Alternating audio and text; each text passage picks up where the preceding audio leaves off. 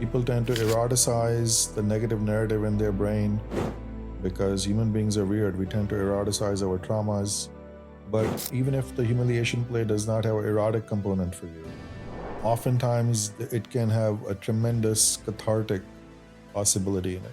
Yeah. Because we are all filled with negative narrative, negative beliefs, things we heard people say about us, things our parents may have told us, negative things we believe about our esteem, things we are trying to hide, thinking if you knew this about me, you would like me less or not like me at all.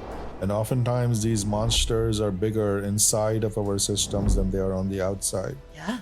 And BDSM play is brilliant at kind of turning the lights on the monsters and pulling them out of from under the bed. Yeah. And say, let's put it out here and then see what happens. And usually the monsters diminish in size when you pull them out from under the bed. And you speak those words and you hear those words, and people find more self-acceptance, people find more release and catharsis. The size of the negative belief diminishes. That's what happens for a lot of people. That's why they do it. They find release and levity afterwards. I'm Layla Martin. I'm your host of This Tantric Life. This podcast is for you to learn about and be able to use the incredibly powerful system of Tantra in your life. I have been teaching and studying classical and neo-Tantra for over 20 years. And when you apply that to sex, love, and relationships, as I love to do, you end up having conscious relationships, the deepest, most epic and magical sex, and the kind of intimacy that you get to be grateful for on your deathbed. Hi, and welcome to This Tantric Life. I'm your host, Layla Martin. I'm super excited to deep dive into the world of BDSM with you today, how you can learn principles like containment, what this can do for your nervous system, aspects of powerful dominance and submission, and the secrets behind why things like humiliation play and all kinds of deep BDSM practices can actually be the secret to your liberation. So I'm going to have this conversation with Om Rupani, who's been teaching workshops in BDSM and man-woman relating for over 15 years. He has a book called Prerequisites to Ecstasy, and I deeply respect his teachings, having recently done a Tantra and BDSM workshop with him in Tulum with my partner. And I see that what he is teaching can unlock waves of eros and sexual liberation for so many of us. He can be misunderstood as teaching from a misogynistic angle, what I would say from my perspective, but I always leave it up to you to figure out what is true for you, is that he is teaching practices that unlock eros. He's teaching from the standpoint of what turns us on, what gets us wet, what makes us hot for each other. Many of our modern teachers are saying that sometimes just teaching equality isn't necessarily the route to our highest erotic activation. What I'd like to put forward, and I always invite you to think for yourself, is an idea that what is required for our equality on a global scale to become political, economic, and social equals with people of all gender on this planet is not necessarily what ignites our deepest eros, what turns us on the most. And what we want in the bedroom can be very different from what we want everywhere else in the world. Men have been afforded this for thousands of years, that they can want to be sexual beings lit up and turned on in a very specific way in their private lives, and then run and lead their lives professionally, socially, and politically in very different ways. And I believe that women deserve that same freedom. So the conversations that we're having, for me, relate very specifically to what can turn us on, what ignites our erotic fire. To also acknowledge that that has often been turned and used against women. So many of the swear words of our society are shaming women for their sexual experience, their position inside of sexuality. And what I want to see is a world where women's deepest sexual desires are honored, celebrated, and adored, that they can be a path to deep empowerment for us, which is what this podcast is about and what we'll be talking about. And at the same time, we can be very different leaders, CEOs, mothers, wives, right? That we can have many different facets to our personal and social experience and still be wild, uninhibited sexual beings, and to celebrate each other for that wide range of experience that each of us deserve. So welcome, Om. So when I went to your Tantra and BDSM retreat in Tulum with my partner recently, Yep. you said something that really stayed with me, which is I want men to know how to contain a woman's nervous system, and that this is essential for the unlocking of eros, erotic charge between them. Yeah. Can you share more about that?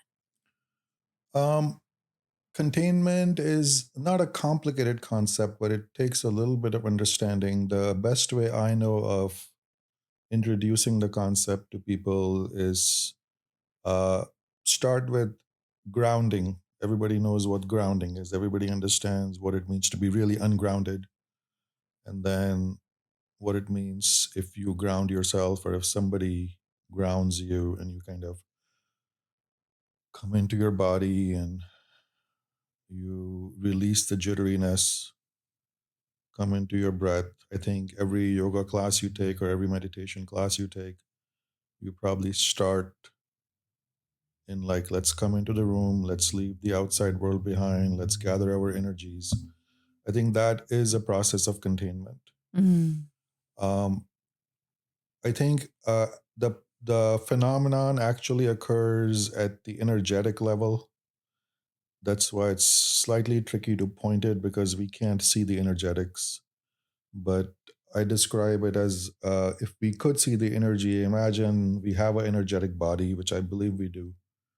And what does a person's energetic body look like in the moment? If it's like one of those, those electric generators from a ball where it's shooting sparks all over the place, that's our frazzled state. That's Yeah. our uncontained state. Whenever somebody is ungrounded, whenever somebody is not centered, not even in their body, their energy is all over the place. Mm. And then if we can gather their energies, either they can do it themselves, they can do it through somebody's guidance, or they can do it somebody holding them, grounding them, putting some pressure on them. You can imagine their energetic body kind of comes down, becomes a little bit more coherent, more calm, comes into their body, and they feel more embodied. Mm. So I would say that is what the containment is. I'm here to let you know that if you want to stay connected to my teachings and if you want to support this podcast, the best way to do it is to sign up for my email list. Email list sounds old school, and yet it is where I share my most intimate teachings, the path, process, heartbreak, and triumph of my life, and so much of the content that I make for you on a regular basis. So the way you get on the email list is by heading over to laylamartin.com, put your email address into any of the boxes. You can also sign up for cool practices like sex magic or energy orgasm, totally free. Heading on over to laylamartin.com, signing up with your email address. This supports the podcast. It supports this entire work and is the number one way for you to receive the highest teachings of this path. So when I experienced this, right, what I understood was happening, and you can tell me if this feels true to you, is that most men have been taught to solve problems through the mind. Like, I am going to solve. And I think all of us have this experience. Like, I'm going to solve this woman with my mind. Yeah. Like, she seems really scattered and out there. I'm going to try and tell her how it's all okay. I'm going to try and tell her that it's better. I'm going to try and like, whew, right. And so they almost bring that energy through the mind to a woman who's already energetically scattered. Right. And I think most men would agree that like, a woman can feel intimidating or scary, especially if you've had zero training with how to be with the feminine, how to be with a woman. And what I experienced from you is that you teach men to speak less of the language of the mind, although you can use your mind, and more the language of the energy body and the nervous system. Right. Like, how do I speak to her in this more primal way, right? So that she actually calms down. And that's almost relating more to our animal bodies, our nervous systems, than it is trying to go through the mind first. Right. And in BDSM, you can do deep mind play, right? It can become very psychological, but that containment, it's like, can you speak to her nervous system? And I know for me, I have, in the past, and even with very skilled men who are my partners, wished that they could speak to my nervous system, speak to my body, speak to my energy before they go to my mind, and not see me as a problem to solve, but as something to actually like be present with. I completely agree with you. I think it's appropriate that you're using the word speak to my body. Because this is what I see happening a lot in our current culture, which is if you ask a woman when she's in an uncontained state, when people are frazzled and you start talking to them, they will say a lot of things. Mm. They will express through the words how frazzled they are, how overrun they are. And then I thought of this and that, this and this. And then if you get carried away with the verbal expression of the uncontained state, and now you think, I need to address all the words coming out of this woman's mouth, Mm. Mm. which may not be very useful to do. Mm. Mm. Right. Because now we are in processing land. Mm. But processing an uncontained person is really a waste of energy. Mm. How about first we give you containment? First you feel grounded. First you kind of come back into your body that you feel less frazzled. Mm. And in that contained state, now let's speak about what's going on with you. Mm. Because talking to the uncontained state doesn't really contain it much. Mm. And I think I see a lot of men today who have become great listeners of women's problems, great processors of women's problems. But I think that's what it looks like. I'm here for you, honey. I'll sit here with an hour while you just... And at the end of the hour, I don't think the woman feels any better. Right. I mean, I would say from my experience that it's important to feel like my male partner can feel me and hear me and understand me.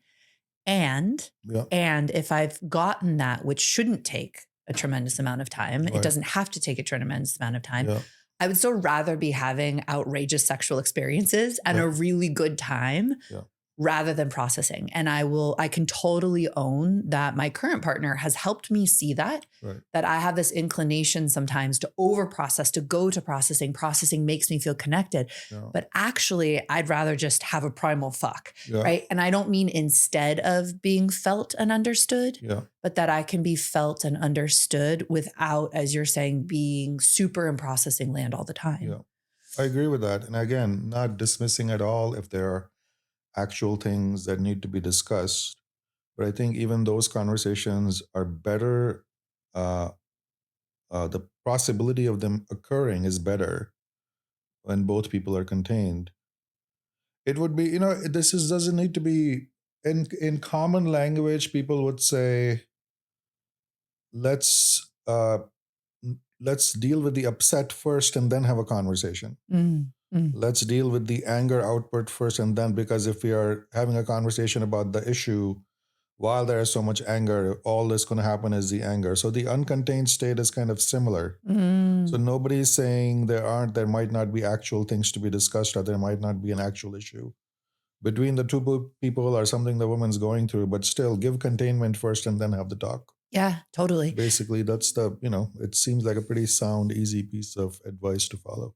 And I really thought about, okay, I need some processing in my relationship, but would I rather have 10 hours of processing a week and 1 hour of hot sex, or 10 hours of hot sex and 1 hour of processing? I'd take the second all day, every day. So even in me, I've had to learn to curb this processing impulse because it's not always the sexiest. It can be sometimes, like sometimes you can do emotional processing and then have really hot sex, but to not overdo it, because when you overdo it, it's exhausting. And to a certain type of personality of any gender, that level of processing actually exhausts them, like actually makes them feel less sexy. It is not particularly erotic. It doesn't actually create intimacy. And the only advice behind give containment first is give a woman containment and then actually see which problems are left at the end of it. Because it may be the case that in this moment, 90% of the problem is that she's simply feeling uncontained. And if you give her containment, that you actually address the situation as it is in the moment. Beautiful. I'm excited to take a moment and share with you about the VITA coaching certification. This program has been around for almost 10 years, and it is my highest offering. The sexual wellness industry is forecast to be a $125 billion industry by the year 2026. Why is this? because people are more ready than ever to express their sexuality and build deeply connected, meaningful relationships, and also, obviously, to have the most outrageous orgasms and erotic experiences of their lives. But most people are never taught how to do any of this, how to have extraordinary relationships, how to have the sex they really crave. They're looking for qualified, confident professionals to teach them. And my VITA Sex, Love, and Relationship Coaching Certification is a powerful 1-year professional certification that's helped more than 2,000 coaches make their way to becoming incredibly successful and highly paid sex, love, and relationship professionals. But this program doesn't just train you in every aspect of the coaching process so that you can build a successful online business. VITA Coaching will also walk you through the personal transformation of a lifetime because the best coaches have done the work themselves. You'll discover so many transformative techniques like breathwork, meditation practices, self-pleasuring tools that you'll apply to your own life first, and then you'll use these same proven tools and techniques to get laser-focused results for your clients. We also hold an exclusive live embodiment retreat just for VITA coaching students and alumni every year. In this retreat, you'll experience 7 days of live teaching with the VITA teachers and I, and really refine your skills as a sex, love, and relationship coach. So if you feel called to claim your spot in this multi-billion-dollar industry and transform not only your own life, but the life of so many others around the world, you can get on the wait list now at Layla Martin VITA waitlist.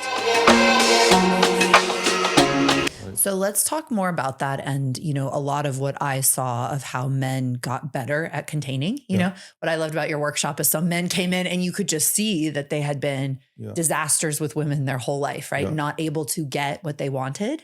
And through your training, they became so much more confident, so much more masterful at being able to relate to a woman in a way where I think they felt good about themselves and she felt good about it as well, which to me is such a beautiful thing that you show men through some pretty harsh feedback, which I really appreciate about you as a teacher. Like that is your style and you really own it.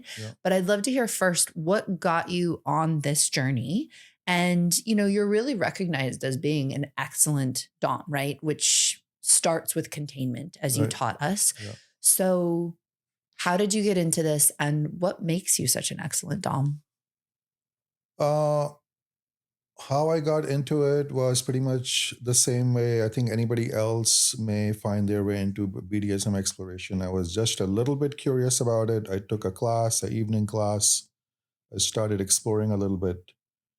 And then very quickly after I started exploring it, it became one of those things in life where you make a discovery and you feel for yourself that I think there's something big for me here. Right. So it was kind of that part of the personal journey of, I started off like I'm a photographer. So I was looking at how beautiful women look in rope. So I actually had in mind, like, I'm going to do a photo project. I want to learn a little bit of rope and do some rope pictures. So went to an evening class, took a class in rope, bought some rope, and I tied up my woman and she fell into subspace.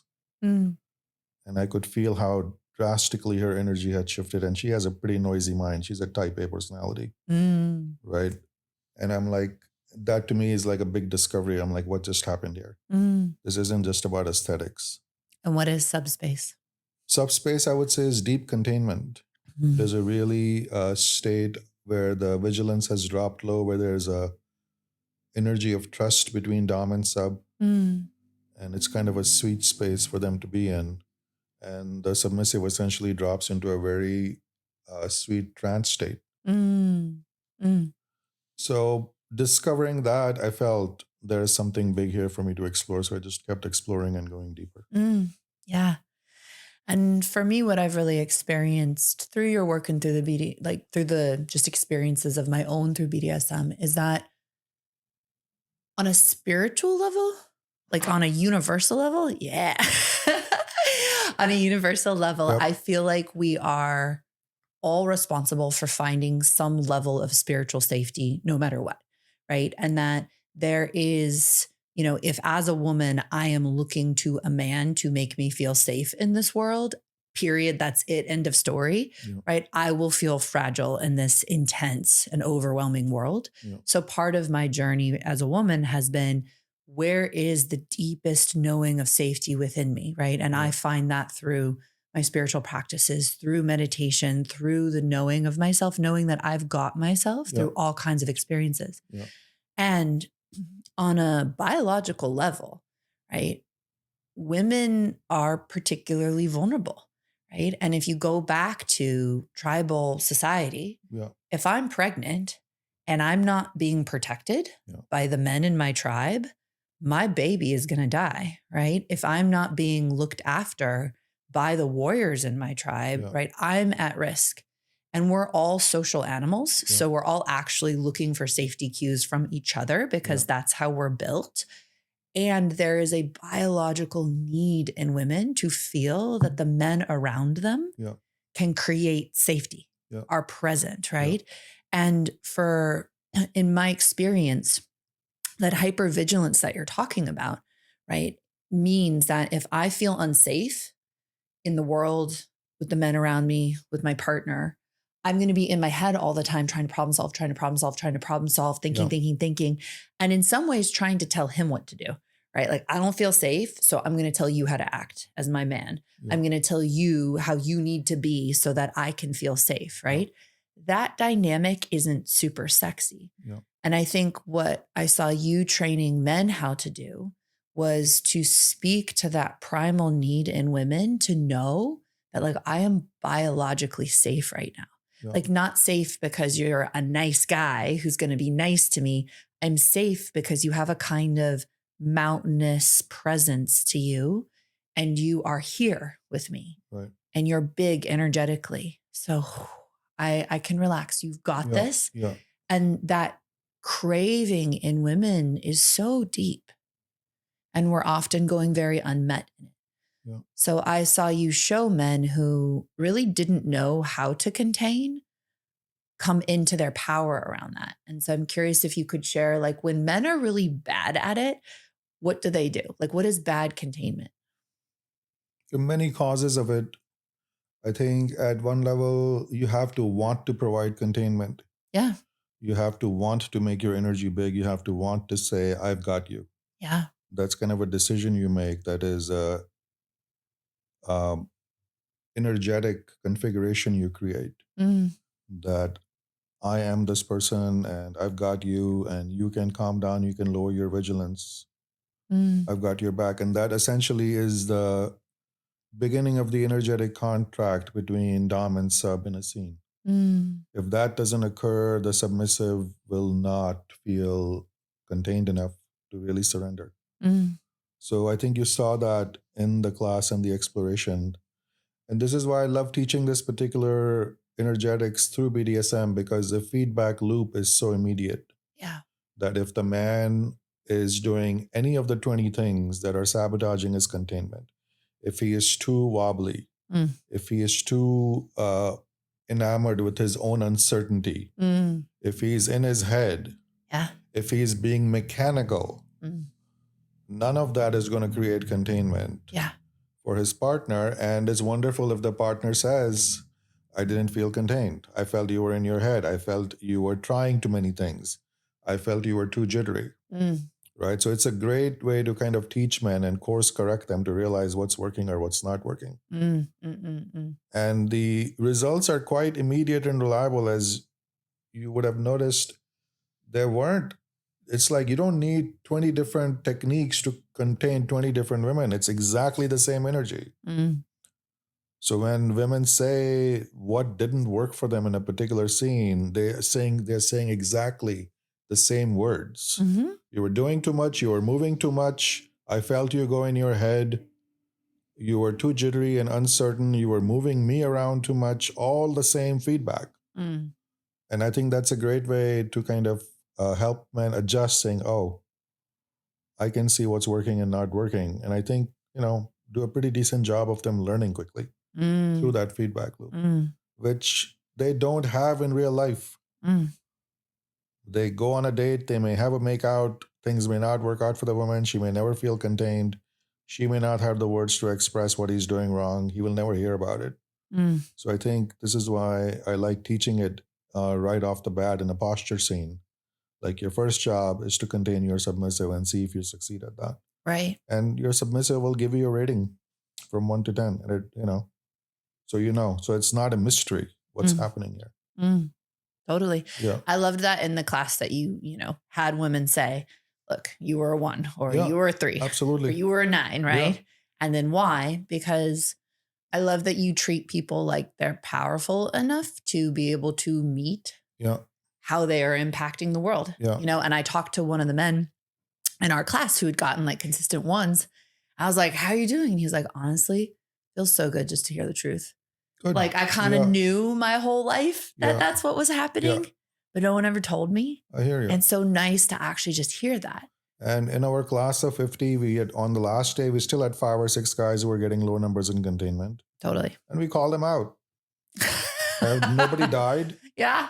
And most of them were like, thank you. Yeah. And most of them at least improved incrementally. So I feel very optimistic that this training is possible. It's not rocket science. It's just we don't have our focus on it. Well, I've also thought about this issue several times, which is that while all of our lives change significantly from being hunter-gatherers, right, and living in a tribal society, women still okay, so we lost our sacred birthing, we lost our sacred orgasms, but all of that we can still achieve in the modern world, right? But you have to practice at it. You have to learn the tools, the skills, you have to work on your femininity, you have to work on your sexuality. Without that, I feel like women get really small and are in a lot of pain and alienation and loneliness. To me, what men lost was warrior consciousness.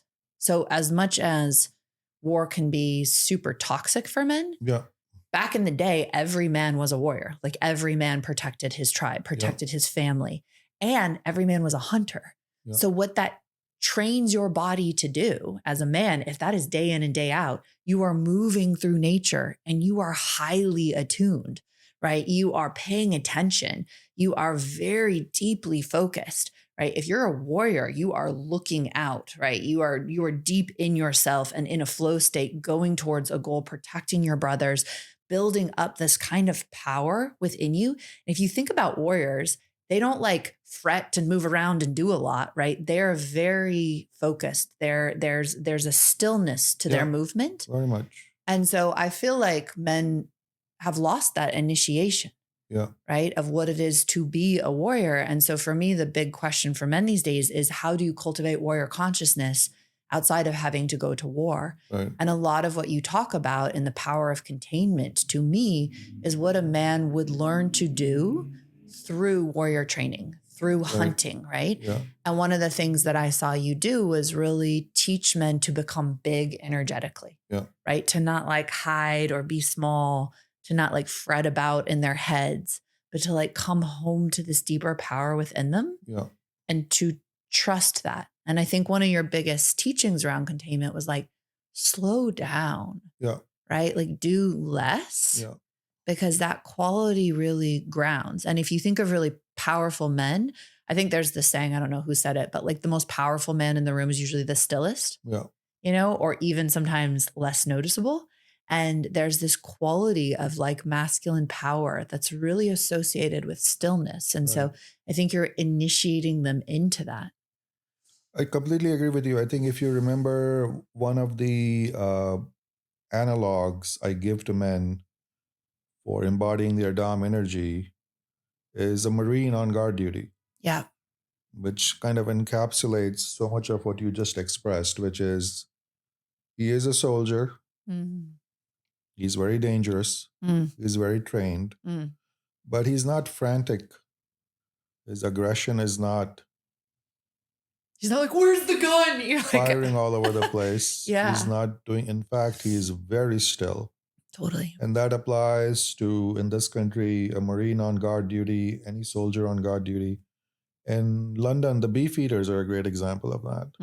They may look decorative. They have funny uniforms, but those aren't decorative soldiers. They are extremely dangerous. They are the special forces of the Royal Military.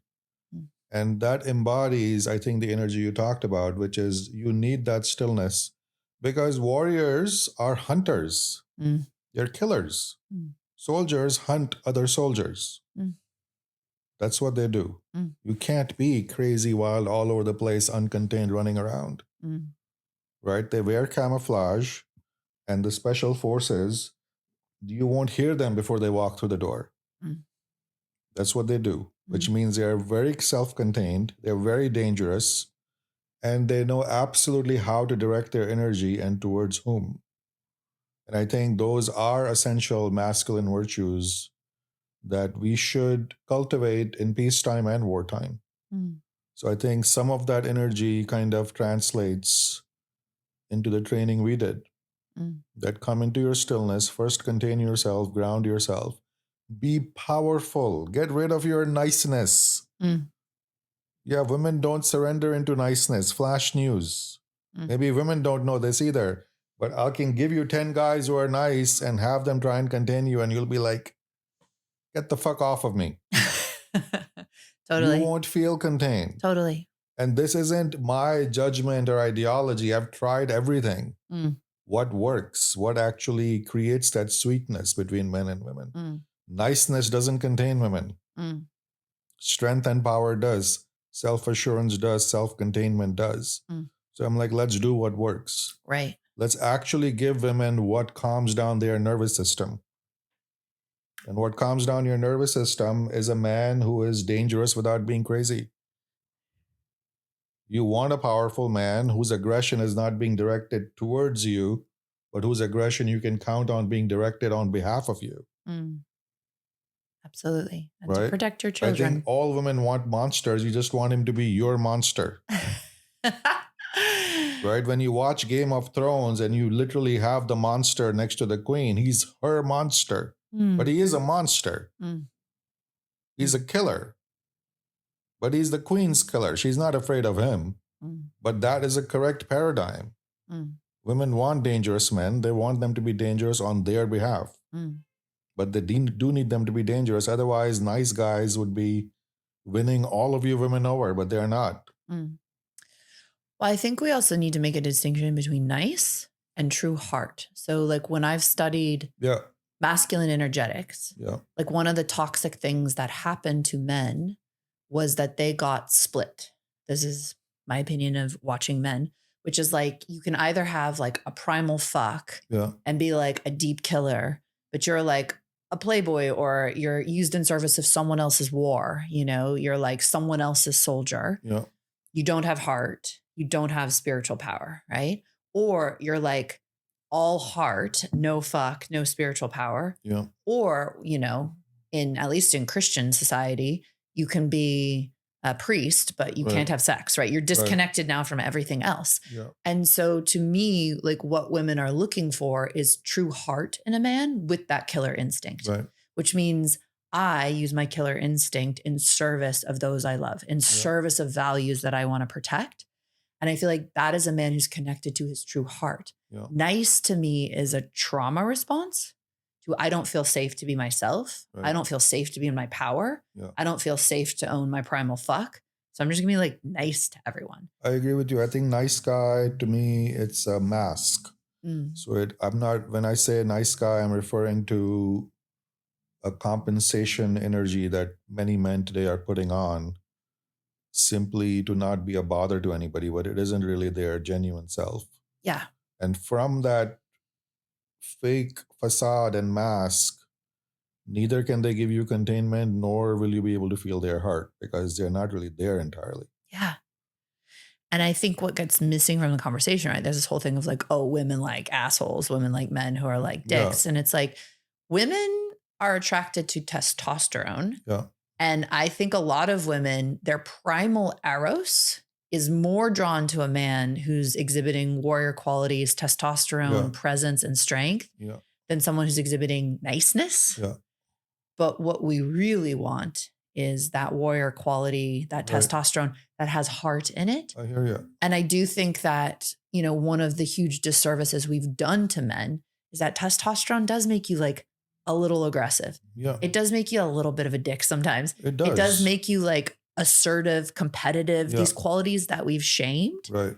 And, there has to be a conversation of what does it look like to have that as a man Right. and still be responsible, still be integrated. Yeah. I think that is a struggle that the modern woman is going through.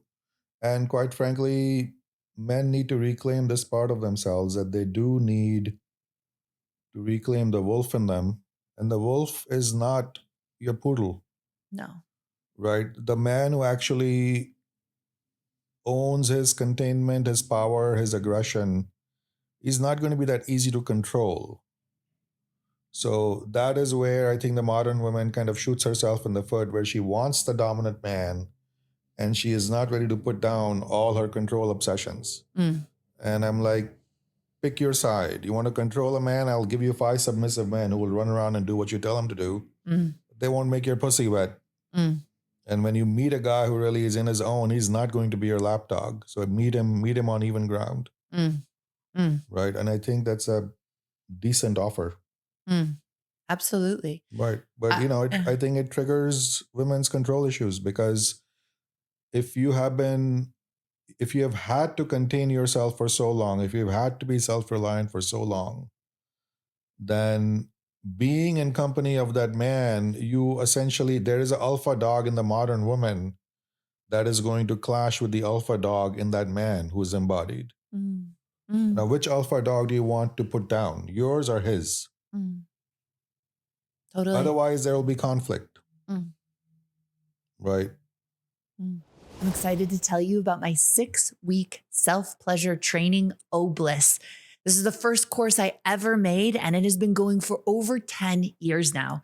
Most of us are never taught the tools required to create deeply rooted self-love, which not only leaves us feeling disconnected from our bodies and ourselves, but what a lot of people don't know is that a foundation of self-love is crucial to building the deepest connections and experiencing the most ecstatic pleasure with others as well.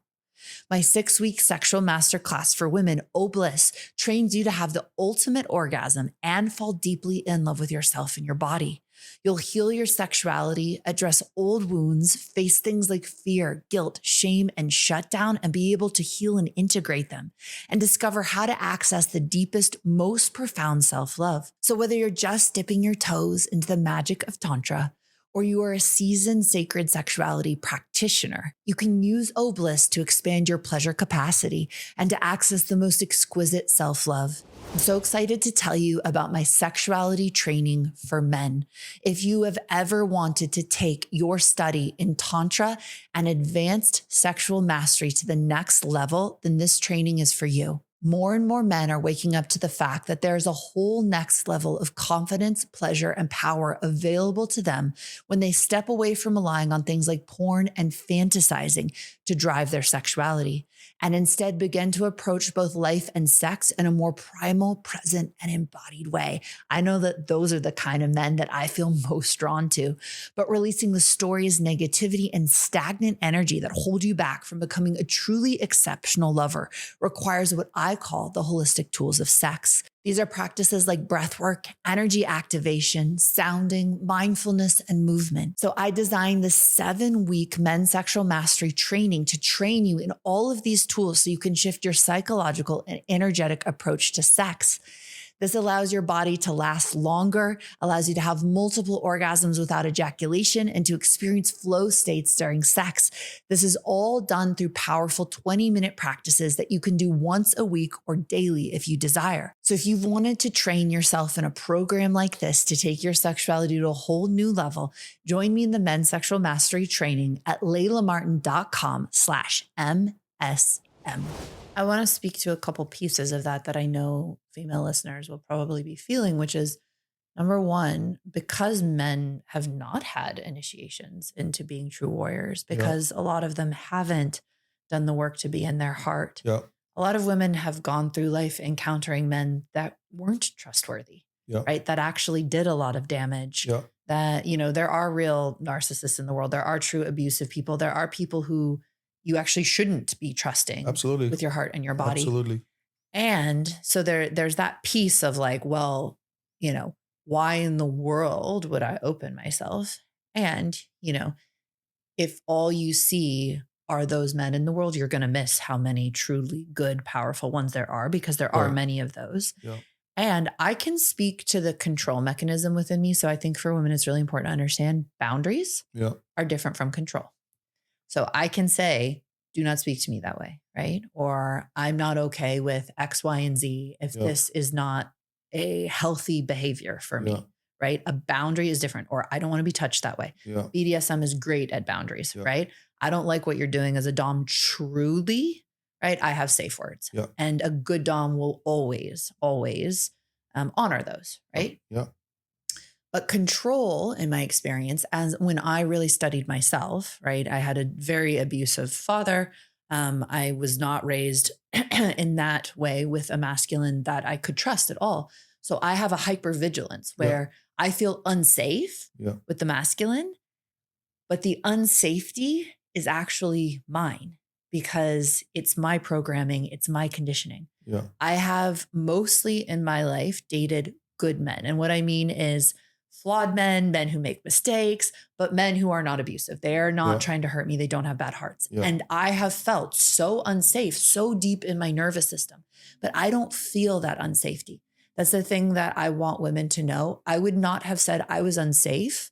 I would have said my boyfriend's a loser, or he doesn't, he's not charismatic enough. Yeah. He doesn't make good decisions. Right. He messed up in X, Y, and Z ways. He's not on time. Yeah. Right. And what I didn't realize I was doing was I was outsourcing my feeling of deep unsafety. Yeah. That was my conditioning, my imprinting, and telling myself the story that if only I could get the man in front of me to behave exactly like I want, so that I don't ever feel the discomfort of my own lack of safety, like I'll be okay. And without even realizing it, it made me emasculate the men in my life. Yeah. It made me judge and criticize them. And I felt so entitled to control them. Like, of course I can tell you what to do. Like David Data told me so, because like, you're supposed to be like this. And if you're not like this, like, then I'm so within my rights, especially as a spiritual woman, to tell you how to behave. And I didn't realize that the whole egoic game in that was really like coming home being like, oh my God, I don't feel safe because my father was abusive. And also because I live in a really unsafe world for the feminine. Like I can't judge a single woman for feeling unsafe on this planet, right? We live with rape culture. We live with violence. We live with, very few of us have ever known true safety in our bodies. So of course we would want to try and control the man in front of us. I think the big is like controlling the man in front of you doesn't actually make you feel safe. It doesn't make your life better. And it's not where Eros lives. Exactly as you're saying, like my partner that I have now is the first partner I can truly say that has ever like put a fucking sword in the ground and been like, you don't tell me what to do. Like you can tell me what makes you feel cherished, loved. I can speak your love language. I can do things that delight you. If I'm a true asshole, you can tell me that's not okay. But you don't get to micromanage me or control me. And that at first was so hard for me because I had to actually feel where I felt unsafe with the masculine that had nothing to do with him. That was my own daddy issues that I had to come home to. So I think that's what can be so hard for women is they think, but if only I could do this, I would feel better. And the process of actually coming home to yourself is humbling. I had to actually choose to start feeling safe with the masculine when I was.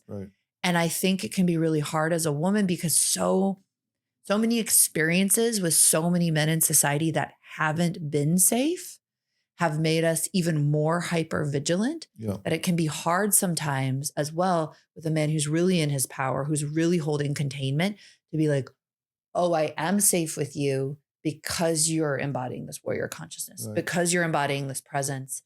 So I can lay down my sword, but as I lay down my sword, I have to actually feel the thing inside me that's been making me feel unsafe for so long. I think this kind of leads us into what can be the process of being a sub for a woman, right? And we're speaking of dom and sub like it's always gendered. It's truly not. Some women can be excellent doms. Some men deeply desire to be submissive. But right now, let's speak in the gender dynamic because I think it's important for a lot of people to investigate it through that lens. So what is it to be we talked a little bit earlier of what is subspace, but I'd love if you could just talk that through a little bit more. And then what does it mean to be a good sub? Like what are those qualities that make someone a good submissive? I would say so much of what you expressed, the answer is kind of in there, that if you know your Dom is holding a gracious and generous space for you, if you Yeah. know your Dom is trustworthy, then stop testing them, stop wasting their time, stop withholding, stop running through your head like, not yet, not yet, not yet, one more test, because that's really not a very gracious way to engage with somebody's energy when they have done nothing wrong except to offer you, to make you a very generous offer that you may put down your sword, lower your vigilance, that you may go into a state of rest and containment and trust. Mm, So what does it take for you to actually believe there is a win-win proposition here mm, and you don't need to keep fighting? mm, Right? Because if you test people over and over, or if you are not gracious about the energy they're offering you, they will get tired of it and they will go someplace else. This is mm, self sabotage. mm, People will get tired of being tested. Men will get tired of, like, I have not done anything wrong. I have never violated your trust. I have never spoken badly to you. mm, I'm always ready to listen if you have a desire or a boundary. mm, So, based on what am I not being trusted? I mm, think that's a fair thing. I mm, think that can go either way. It doesn't always have to go from woman to man, from person A to person B, mm, right? If you have a real complaint, if you have a real action, real word that didn't work for you, let's talk about it mm, like adults. But if there isn't anything and I'm still kind of being held at arm's length, then I think they will feel that as there isn't a real desire for intimacy from the other person. So why am I bothering? mm, Why am I trying to invest here when they don't want to invest back in me? mm, I think that's pretty fair, right? So in the BDSM context, this would be my response to bratty submissives. mm, Because a bratty submissive says, I want you to dom me. I want you to take me into scene space. I want you to offer all your beautiful dom energy to me, mm, but I'm not gonna surrender. mm, mm, And I'm like, please go someplace else. Why am I gonna waste my energy on you? mm, Because I want to go on the ride with my submissive. I want to take her deep someplace mm, and have a journey. And if you're not going to go on that journey with me, why should I invest my energy in you? mm, mm, Right. So, and I can understand if there has been past trauma, if there have been bad experiences, that causes our vigilance to go up. mm, Okay. And yes, we can make room for that, but how much and for how long and whose work is that to do? mm, mm, Right. If you try to do somebody else's work, does it ever work? mm, So it's not like a man can solve a woman's trust issues. mm, Many men try, and when they do that, they create a different kind of relationship, not necessarily a healthy, vibrant one. It can be endless processing, endless hand holding. It can be more codependent. So I would say take it in that context. I would say, my idea of good relationship is create a win-win dynamic. mm, So, but to create a win win dynamic, you really have to believe that the other person wants to be in a win win dynamic with you. mm, But while you're withholding, while you're not trusting, while your vigilance is up, you're not sure yet. mm, You're not sure the other person wants to be in a win win dynamic with you, but it takes two people. mm, So if one person always has their feet out the door, mm, it's not going to work. mm, So, like, what do you need to feel safe here? What do you need to trust? Have that conversation as an adult. mm.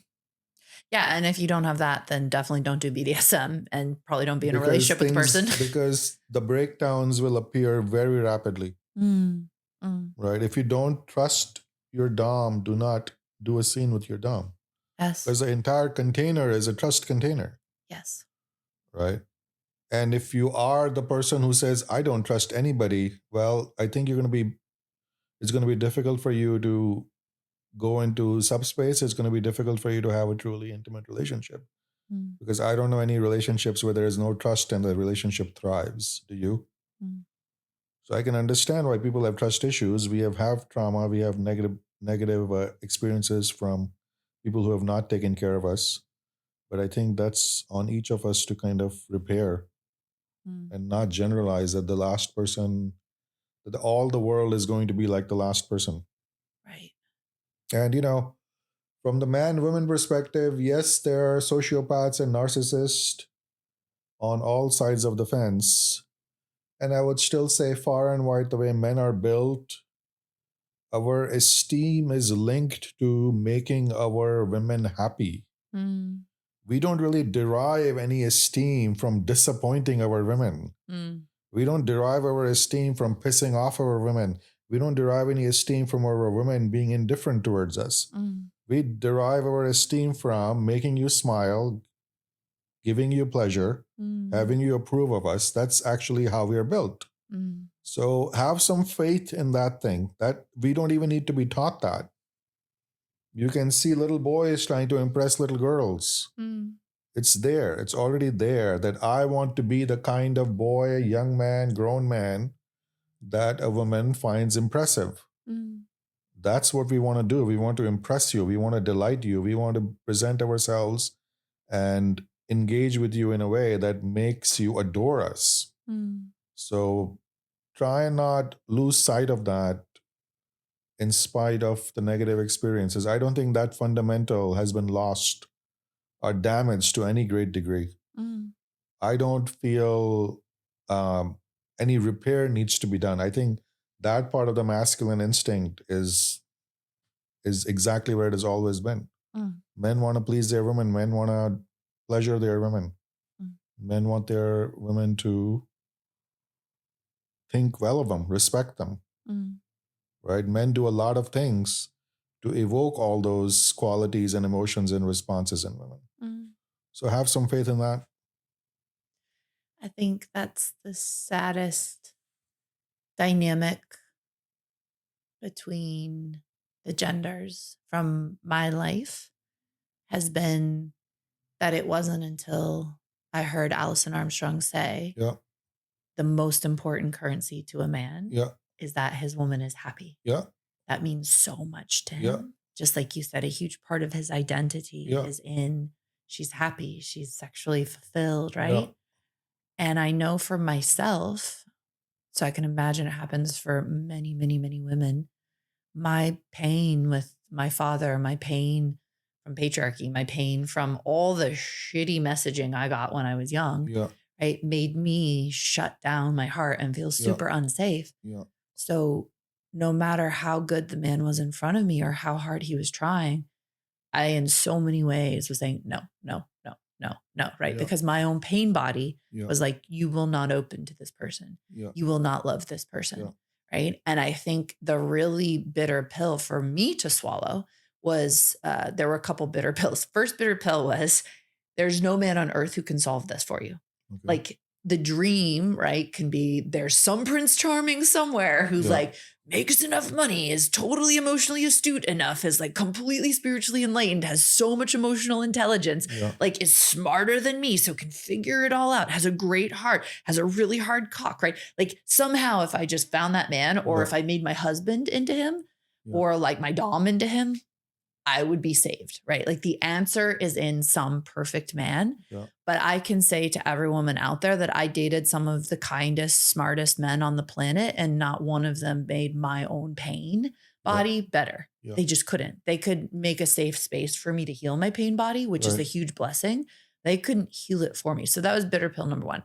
I think bitter pill number two was like under patriarchy, I looked at all men and I was like, wow, they have it made. Like they must be like so confident and powerful. And like how great to have like all the world's resources given to you and like the whole world built for you and your psychology, and to have everyone look at you and think like you're what a CEO and like a whatever like a hero looks like, and like me, like I'm a laughing stock, like batshit crazy, like menstrually bleeding, you know, psycho person who like isn't to be trusted, right? Who just needs to be as thin as possible and ideally as dumb as possible for anyone to want to fuck me, right? Like that was like the crazy world of patriarchy. So it's no wonder that like some women are like, what, men want me to be happy? Like Yeah. men care about my happiness. Yeah. What I realized was like, okay, I have to wake myself up out of that crazy patriarchal lie to realize like I'm so much more powerful. I'm so much deeper. I'm so much more brilliant than anyone ever reflected to me. I can do literally anything I want. My sexuality is sacred. And holy shit, patriarchy was super toxic to men as well because it destroyed their warrior consciousness. Like Right. there's a reason you have to teach men to be warriors, Yeah.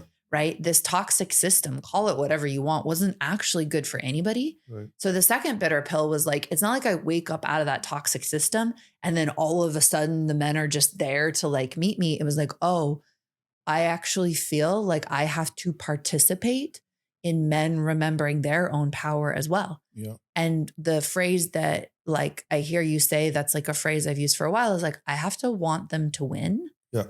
I have to want my partner to win. Yeah. I have to want my dom to win, Yeah. right? While still always honoring my own boundaries, honoring my own sense of yes or no. Right. But do I want the man in front of me to win? Yeah. And that was this other bitter pill is like, wow, the men of the world are hurting too. Yeah. Like they're struggling with deep unworthiness. They're struggling with their own loss of sovereignty. They're struggling with the fact that they don't know how to contain a woman and no one fucking taught them how to do it. Right. Right. And this lie of like, oh, you use women, right? You have to take something from women. Like your ego is dependent on getting the most desirable woman. Like that didn't really do anything for men's true sense of sovereignty and power or Right. ability to contain.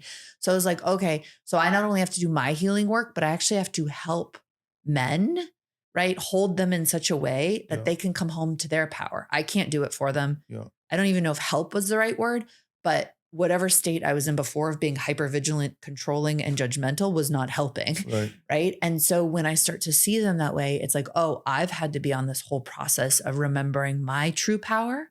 Right. How can I be of service to the men of the world, starting first with the man in front of me, maybe my own son, to remember his sovereign power. Right. Right. And that a big part of that as well is finding, you've mentioned this to me, it's the same phrase that I use, devotion. Mhm. You know, what does it look like to get out of hypervigilance Right. and to be in devotion to a man, devotion to the universe, devotion to myself, Yeah. devotion to pleasure rather than arguing or processing, Yeah. devotion to fun, devotion to eros, right? And so for me, that switch for so many of us, but I'll really speak to women right now, is like, what does it look like to move out of my pain body, which puts me into hypervigilance, criticism, and judgment, Yeah. to move into devotion? The most common thing that I've heard women say that I've worked with over a long period of time is I thought to be happy, I had to make my husband change. And when I did the healing work, I realized that my husband is the man I always wanted him to be. Right. And how many of us are living in these perpetually dissatisfied relationships? We don't realize it's our own pain body. Right. Of course, some of the time you're with the wrong person and you have to leave, and that's your truth. But I would say far more of the time I've seen, Yeah. we're just not opening ourselves to devotion. And for men, they might have a dream woman or a dream wife, but they've never worked on containment. Yeah. So like they can't, they're not even seeing the woman that they could be with if she Right. got to experience those states. Yeah. There's so much here. I agree with everything you're saying. I would say men really, really do want to win. That is kind of one of our primary internal architecture. If men get demoralized, if they are playing a game, let's just say, let's call it a game, any game where they're constantly losing. Yeah. And men very much want to win with women. Men want to succeed with women. So then it becomes like, and I think then it becomes like, can this be the game we are playing? Can I give my man paths to winning? Yeah. And I think really, if you can set anything up, if you can, your man will go get you the moon if you simply set it up as a win for him, Mm, because it's kind of how we are built, yeah. right? But what does that entail? That entails the woman having faith that the man is actually on her side. right? If you believe you're in a zero-sum game with your man, if you believe he's not on your side, then you will never even get around to giving him a winning path towards your happiness, because you feel you need to manifest your happiness in spite of him, or that you need to contend in this connection to get what you want, to get your needs met. And I don't think that is the correct way to go. I think the way relationships actually function is when the two or more people are in agreement. Then you're playing a win-win game. If you're playing a zero-sum game, a win-lose game, then none of this conversation really applies. You really have to be on the same side. Yeah. And to be on the same side, you have to believe both people are on the same side. They're not going to stab each other in the back, that there is trust, that they actually are interested in making each other happy because that's the game they're playing. Yeah. And then, but that's deep agreement.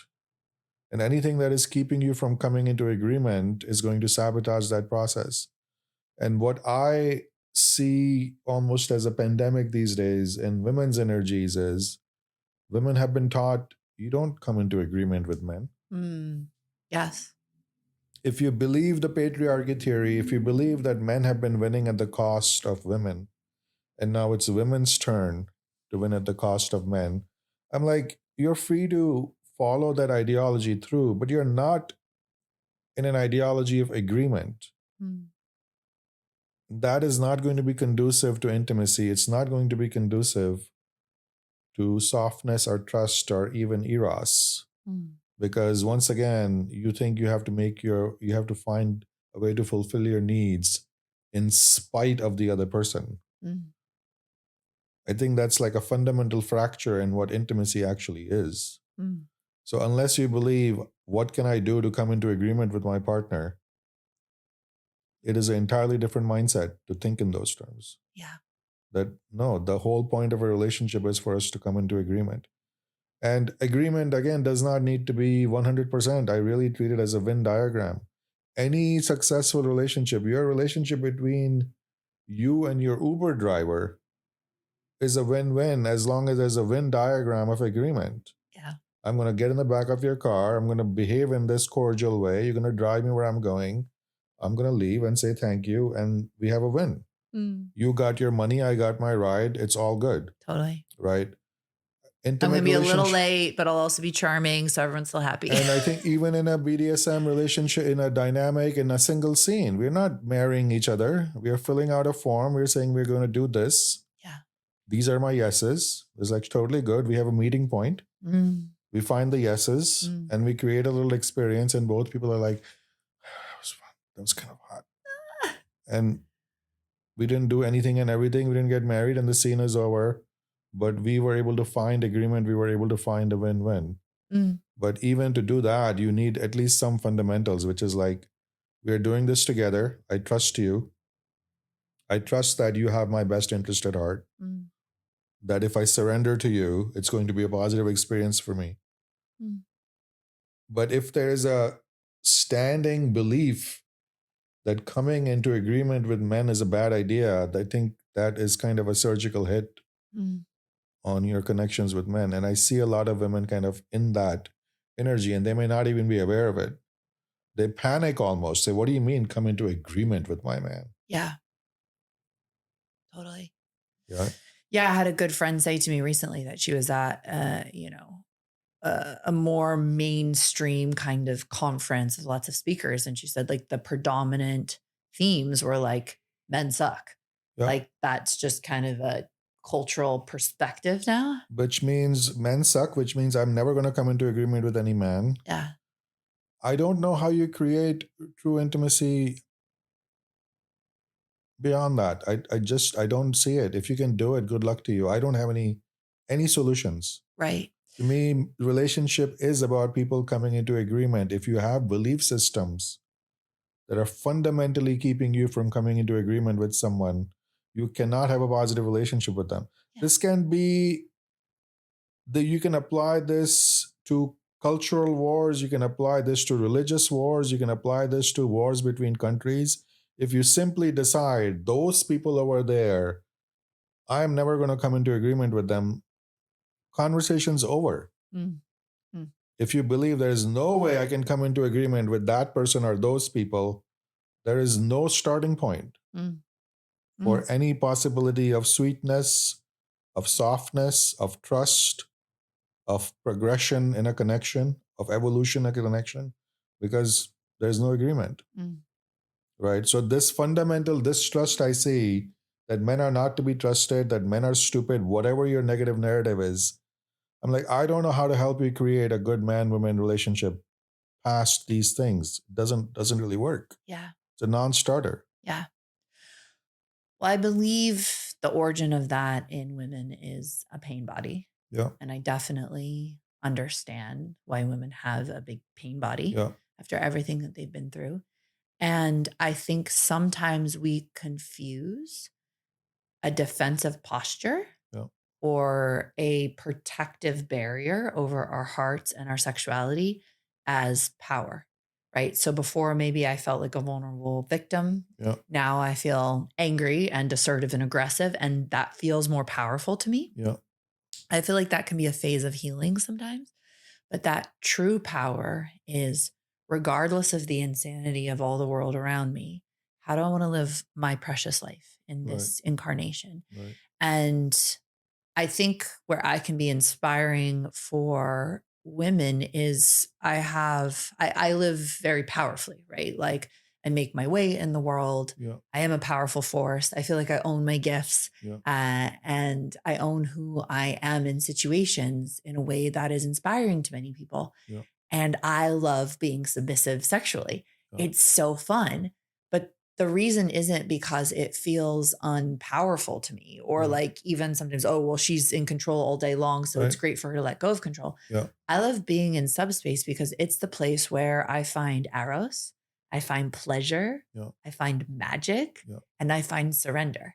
And I find that being in subspace, and for me being a good sub, is that I find the places, I take ownership of the places where I am blocking pleasure, turn on, magic, yeah, surrender, and flow yeah, because of my pain body, right? So I will find those places, I will lean into them, yeah, and I will find pleasure, or I will find eros. So to me, being powerful is, I care about pleasure more than I care about my defense mechanisms. yeah, I care about us having an erotic experience more than I care about my defensive walls. right, That takes so much work. And I'm not even great at it, right? Like, yeah, I'll destroy a scene or like a sexual experience with my partner sometimes because I start caring more yeah, about being sad or being right or being right, in my pain body yeah, than I care about the fun, right? It's a lifetime's practice for me to care about those things. right, And that's what it means to me to be a powerful sub. And sometimes his misalignment is contributing to the lack of pleasure, eros, or yeah, magic. And that's where I feel like we've talked about two kind of competing ideas. One is women giving feedback to men, right? yeah, You're in a 1, a 3, a 5, or a 10, yeah, and women working with men so they can win. right, To me, working with men so that they can win is to take radical responsibility for how much I contribute yeah, to not wanting to have a good time, to shutting down Eros, yeah, to seeing him as, demonic or bad, or, like he's aggressing me when he's actually not. right, And part of my responsibility is to say, hey, like, this doesn't work for me, or this yeah, touch isn't working for me, or, if you're bringing frantic energy to the space, yeah, that doesn't put me into subspace. So it's both, it's kind of a nuanced yeah, piece of wanting a man to win and then knowing when it's appropriate to yeah. give feedback or to have boundaries. I totally hear you. This is a common inquiry that comes up in again in BDSM scene, and that's a great analog for a relationship where a submissive will say what you expressed recently, like, I don't want to be a bad sub, but then when things are not working, should I make a request? And I'm like, absolutely. But again, so this really clarifies itself once again if you think in terms of agreement. So this is the way I would simplify the two scenarios. One is, if I could please make this request so that I can more easily come into agreement in this moment. Yeah. Yes. There's either something you're doing or there's something happening with me. I want us to be in agreement. Can we make this adjustment so I can come more into agreement? Yes. The other part you're referring to, whether it's the pain body or whether it's a narrative, is I don't want to be in agreement. Yeah. You remove yourself from the agreement because of something else. Yeah. And then the game's over. Yeah. Right. And then this is a game people play in the BDSM play, which is like, I actually want to deepen my agreement. How can I do it? Yeah. And then people play all kinds of games. Yes. Submissives ask for difficult scenes. Yeah. They ask for difficult postures. I'm going to be super real with you. I realized that the number one thing I want in my life is to feel good, right? An amazingly happy life is built on feeling good inside of the nervous system. Those are some of the most challenging feeling states to achieve when we're being bombarded by emails and screen time and overwhelming to-do lists and career and family pressures. And to reset the nervous system to be in its natural state of pleasure and play, that's right, nature actually wanted us to feel pleasurable, playful, sensual. It takes work. Research has shown it can take up to 2 hours to switch from go mode to deep relaxation, where you want to connect and feel good.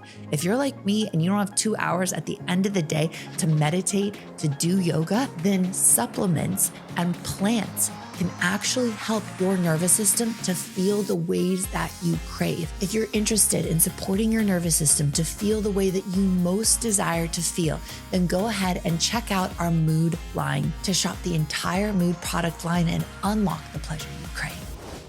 And can you explain that a little bit? Because I think that's part of the brilliance of your work with BDSM is you explain the deeper why behind some of the ways that people like to play. Yeah. So for instance, humiliation. Can you explain a little bit what can be in there for people to, for instance, play out a humiliation scene? Humiliation scene, for some people, it can have an erotic aspect. People tend to eroticize the negative narrative in their brain because human beings are weird. We tend to eroticize our traumas. But even if you are, even if the humiliation play does not have an erotic component for you, oftentimes it can have a tremendous cathartic possibility in it. Yeah. Because we are all filled with negative narrative, negative beliefs, things we heard people say about us, things that our parents may have told us, negative things we believe about our esteem, things we are trying to hide, thinking if you knew this about me, you would like me less or not like me at all. And oftentimes these monsters are bigger inside of our systems than they are on the outside. Yeah. And BDSM play is brilliant at kind of turning the lights on the monsters and pulling them out of from under the bed. Yeah. And say, let's put it out here and then see what happens. And usually the monsters diminish in size when you pull them out from under the bed. Yeah. And you speak those words and you hear those words, and people find more self-acceptance, people find more release and catharsis. The size of the negative belief diminishes. That's what happens for a lot of people. That's why they do it. They find release and levity in it afterwards. Yeah. And a very well held scene, right? Which you set us up for. So I wouldn't recommend anyone try this at home without good guidance, right? They can train with you. Psychological play, you should get some training because it can get out of hand if you don't know what you're doing. It's quite deep. And, in your retreat, I was able to, exactly ask my partner to say the things to me that I'm secretly afraid of, like the cellulite on your thighs disgusts me. When I get mad at you, it's because you deserve it. Like all this stuff where it's like, okay, this is what I'm afraid that you're thinking. And let's just have you say it to me consciously. And I'm going to fucking breathe and I'm going to feel myself. Right. And if you're not ready for that, that could be highly destructive. If you are ready for it, you engage in it really consciously. It was like, exactly as you say, I was like, wow, I feel really fucking free. And, a lot of what you do playing in these psychological spaces, I encountered in deep tantric work. So there's a reason why Tantra and BDSM get taught together quite often is that in, deep tantric rituals I used to do in the jungle, my Indian teacher at the time, we would do a lot of this deep psychological work of facing your deepest fears, going into people's projections about you, being put through stuff that you would just in a million years say you would never want to go through. Right. But it produces a kind of soul metal, a kind of strength within you. Cause you're like, wow, I just faced my deepest fears, the things people think about me. And in your retreat, I kind of went through that again. I haven't been through that in a while. Right. And, we played out, we tell people what we're most afraid that people think of us. I had people share their judgments and projections about me as a teacher, as, Yeah. even about the podcast, stuff like that. And I can say in the last couple of weeks, I've had an even deeper sense where, like, let's say 5 or 6 years ago, I was like, what if I get canceled? What if people misunderstand me? What if da da da? And it was almost like I was trying to control what people thought of me. Yeah. And I feel just this much deeper sense of like, let them think what they want, you know? Yeah. Let them think what they want. Yeah. I think, yeah, as you described, the result for you, people, when they do this kind of psychological play, in the end, they feel less messable with. Yeah. Otherwise, we can be very easy to push off course if we are that easy to trigger. If we are carrying so many fears, so many self negative beliefs about ourselves, all people have to do is they don't even have to push them deliberately. They will just get pushed. Right. And then you're hexed. And then when you're supposed to be teaching, you're inside your head. When you're supposed to be doing your podcast, you're thinking everybody hates you and you're a mess. Or even worse than getting pushed, you'll contort yourself into such a tiny box that no one would ever even want to push. Right. And then you're just boring as shit. You are bored. So those are the things. It's like there is a certain craziness to confronting these narratives. Yeah. And then it turns out most of the time you don't die. If you hear those words, if that With thing the good happens, training. if that thing happens.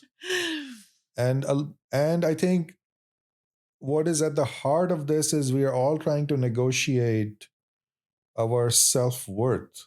Yeah. Because it isn't about this person thinks negatively of me or this person wants to cancel me. What all that distills down to is, do I deserve to even exist? Am I a worthy human being? Do I have any worth? Do I have any esteem? So really, that's all it's really coming down to. It's not about anything else. It's not about whether this person said this thing or whether even this real world consequence is showing up. It's like, what's my worth? Mm. What is my connection to my worth? What is my belief about my worth? And I think that is a very true human crucible Mm. that we all have to confront. Mm. And nobody gets a free pass on this. Nobody. No. Not from the average Joe on the street to the president to people who have won Nobel Prizes to people, rock stars and superstars whom the world worships. Nobody gets a free pass out of dealing with their sense of, am I worth anything? Yeah. Right? It's a truly human crucible. I would say it is the quintessential human crucible is we are here to negotiate our worth. And I think it has many, many layers to it. In the end, it may all be a joke. The Buddhist will say you don't have a self, so what? There is no self-worth. Because there's no self, the joke's on you. There is nothing to be worthy of. That might be one solution. But in the meantime, while we are so occupied with it, I would say bulk of our head noise is about our self-worth. Mm. All the reruns and the pre-runs, all the anxiety, right, in the modern world is not about where my next meal is coming from, is what this person think of me, what are they going to think of me, what are they going to think of me, what's going to happen to me, if that happened to me, what would they think of me, what would that mean about me? Yeah. That head noise is all, I would put it in the third chakra. It's we are constantly negotiating our self-worth. And that's where the psychological play, such as humiliation play, goes and it pokes the bear. It's like, let's deal with this thing because you're so preoccupied with it and it's taking away so much of your headspace. And by the way, none of this head noise is truly conducive to creating love and intimacy between two people. Only thing this head noise can do is sabotage relationships, right? Try loving somebody beyond their capacity of self-worth and see what happens. Try loving somebody more than they think they deserve to be loved and see what happens. It won't work. Right? So much of why people are refusing to come into agreement with their partner or why they're refusing to receive somebody's love graciously, I think it actually connects to our sense of self-worth on what we think we deserve, on how good we think we are. Um, I think it's extremely important. I think if you believe in the chakra system and the way our energy moves, I would say it is really the geometry and the almost the plumbing is very simple and straightforward. The energy for it to reach devotion, what you mentioned earlier, or love, it has to go past the third chakra. And if our sense of self esteem and third chakra is like a sieve full of self doubt, full of self loathing, neither will you be able to love anybody, nor will you be able to accept anybody's love. It won't work. It will drain out of the third chakra and all that neurosis. I don't really deserve it. It's not going to last anyway. Might as well sabotage it, right? I think the heart wounding, what we may think are woundings in the heart, truly are in the third center. I think when people have difficult relationships with their parents, I don't think it's their heart that gets damaged. I think it is their sense of deserving that gets damaged. They don't feel they deserve the love, because if they deserved it, this person who brought me into this world would have loved me.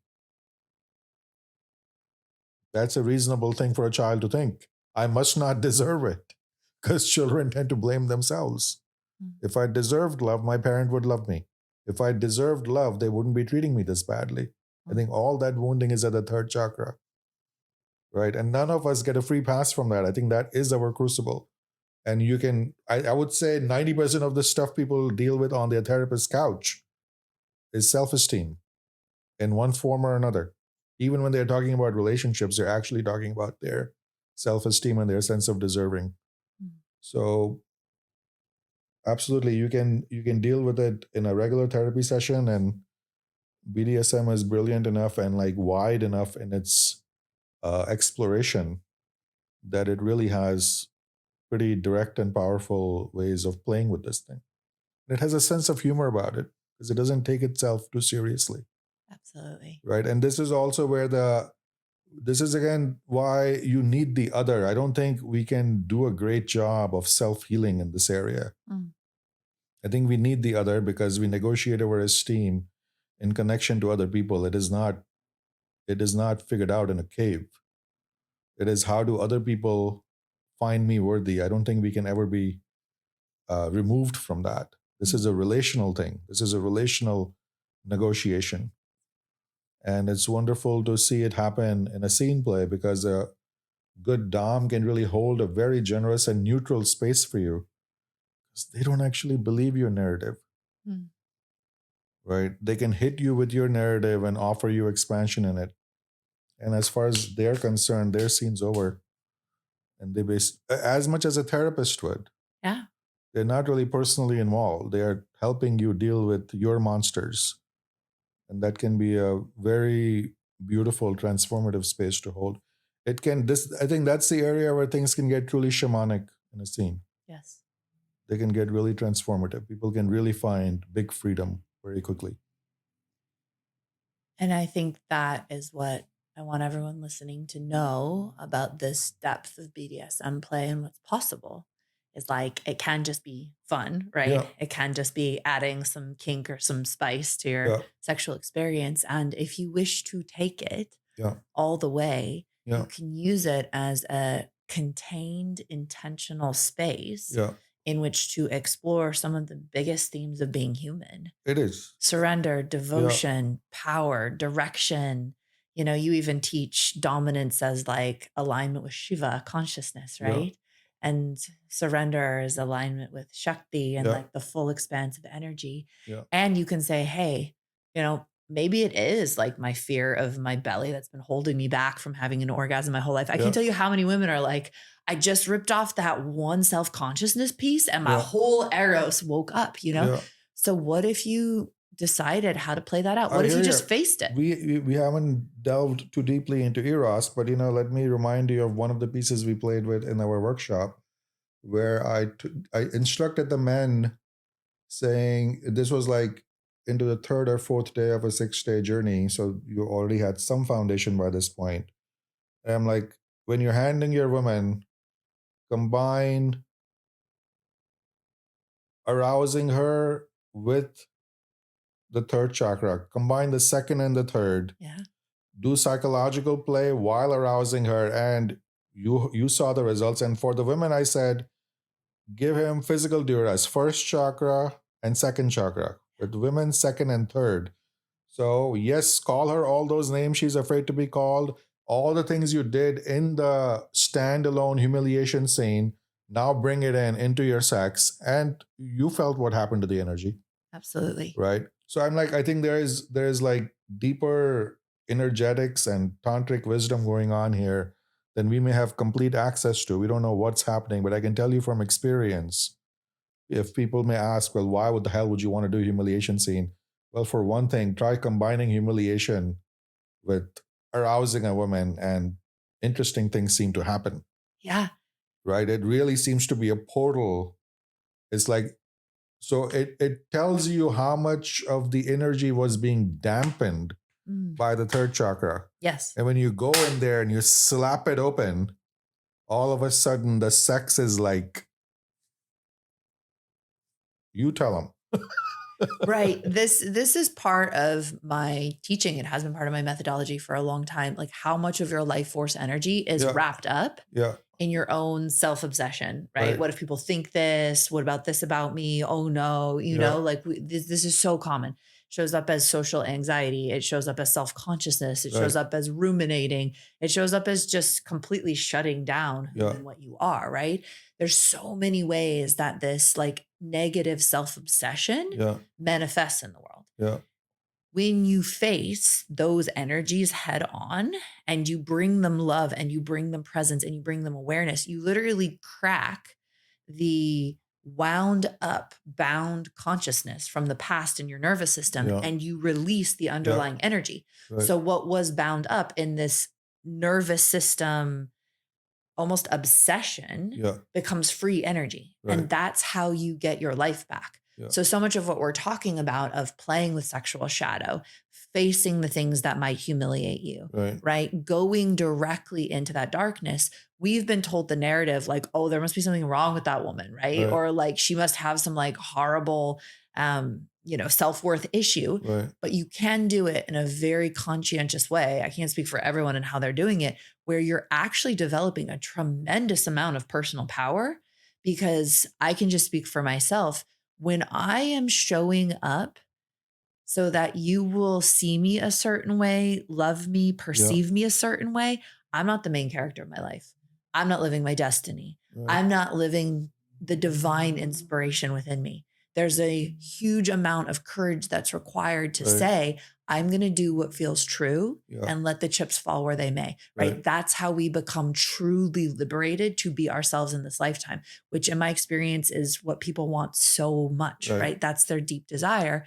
What's holding us back is like, oh, but like, what if someone peed on me, you know, Yeah. or like, that's not exactly it. Or like, like, let's say the idea of how broken and disgusting I might feel if I'm so terrified of that. Right. Like, what would it feel to conscientiously of my own volition choose to face something that feels so scary to my Right. identity, right? Or like, me having my partner say the stuff that I feel like I remember from my childhood that brings me such intense pain. Yeah. To combine that with my eros and Yeah. actually release that energy, like that's such a turn on because I'm coming into my freedom, my power, and I'm Right. doing it with someone who's holding, containing space for me. Of course, that's super orgasmic. Of Right. course, that's fucking hot. Yeah. And once you go there with someone, like just imagine what kind of sex you can First have. of all, it's very intimate. Yeah. Rather than like, oh, do I look okay? Like, Yeah. is my hair perfect or whatever? You're like, yeah, baby, we can go anywhere. Fuck me. So like the sky's the limit. I hear you. I think we can also view this whole conversation from the perspective of control, that wherever we are so full of self-doubt and we are trying to control other people's perception of us, we're in control mode. I'm going to control your perception of me. Yeah. I'm going to control what you think of me right now. I'm going to control that you don't think all those thoughts that are running in my head about myself, that you only think the positive things about me and my esteem. But then you're in control. You're not in turn on. Yeah. And in a good scene, your Dom will take all that control away from you, hurl all those things at you that you're afraid somebody might say, or all the places somebody might see you. Yeah. And then it turns out, amazingly, there's a lot of turn on there because, like, I got nothing left to control. Yeah. I'm completely exposed here. Yeah. And now the energy is moving quite a bit more than it was before. So again, people ask, well, why would you want to give up control? Well, because of all this payoff. Yeah. Because good things happen in your eros, for one thing, when somebody else takes control. Because control is a constriction in the system. The energy doesn't move. Right. You can look good or you can get off. You can't do both usually. Not in the way the third chakra thing's looking good. You can look Exactly. amazing when you're actually getting off and you're completely discombobulated. That's what real eros looks like. Yes. Right. But it won't be, I'm going to control how you perceive me and then also get off at the same time. So this is why we surrender and sexual surrender, they go hand in hand. Surrendering the ego and sexual surrender go hand in hand because the energies are the same. The plumbing is the same. The energy either moves or it doesn't move. Right. That's why it's one of the fastest routes to liberation. Yeah. And it's fascinating that people can be so scared of BDSM and so scared of Tantra. Yeah. And in a way, that's because there's a huge part of us, usually that ego wrapped up in the illusion of control, Yeah. that's so scared of its own liberation. It is. The third chakra is terrified of giving up control, but we pay a price for it. Yeah. We pay a price for trying to control everybody's thoughts and feelings and impressions of us. Yeah. We give up our life in a way because we're living for them. Yeah. And then the trouble is we don't know when to put it down. Even in an intimate space, even with your own partner, even with your own lover, people can't put it down. Totally. Right. And I think that's the cost of it. That's a pretty high cost to pay. Thank you so much. This is such an amazingly beautiful and powerful conversation. My pleasure. I also really appreciate how much you listen. Yeah. It's a real pleasure to experience that. And I had one last little piece. I got to, well, I'm still moving through this little egoic part of me Yeah. that you gave me a gift of, which is at some point in the retreat, you were saying, like, if you want to hear the experience of being on the world stage and having people throw the nastiest stuff at you and the best stuff at you, just Yeah. ask any woman in power, right? You Yeah. could ask Layla. And then you weren't talking about me specifically, but you like made a list of negative things that people could say. And the first thing you said was overrated. Like, she's Yeah. overrated, Yeah. which my ego had never really been concerned about that before. And then I taught a series, I taught at different events and people were like, Layla's here. Oh my God, I came for Layla. Oh my God, this and this and that. And like, all of a sudden my ego was like, what if they think I'm overrated? I was like, they came, oh God, the frenzy is reaching a fever pitch, and I had to like be like, okay, Layla, like, what does it feel like to own overrated? Like, what if people walked away and Yeah. you were like a disappointment? And I was like, all right, let's own that in the third I would say chakra. enjoy it. I'm like, as I say, if you don't want to be humiliated, don't step in the public square. Yeah. And people are going to make fun of me, call me a misogynist, call me fat, call me whatever. I'm like, goes with the turf. Actually, the last question for you is, because people do call you a misogynist, what is it about your teaching that they think is misogynistic? I don't know, love. I think it's, I don't think there's any real basis for saying it. I don't hate women. I love women. I want women to be happy. I want men and women to be happy. I don't know. I think if anybody who thinks, I'm not a big fan of feminism. I don't really subscribe to patriarchy theory. There are plenty of women in the world who would say that alone renders me a misogynist, which is fine, right? I think it's not a particularly great meeting point once you label people like that. Then we stop listening. But everybody has their prerogative. I don't really mind people calling me anything. It's a free country. I enjoy my freedom of speech. I absolutely defend other people's right to enjoy their freedom of speech. Yeah, well, something I've really been exploring about being courageous, especially in the cultural moment we're having and Yeah. continuing to have, is like, if you can see that someone is fundamentally operating from their own version of integrity, Yeah. then you don't have to agree on absolutely everything. What can Besides, you women learn are from their crazy about worldview? me, so I don't know who's calling me a misogynist. Well, I don't. I don't The think women who are not crazy about me, they just don't know me yet.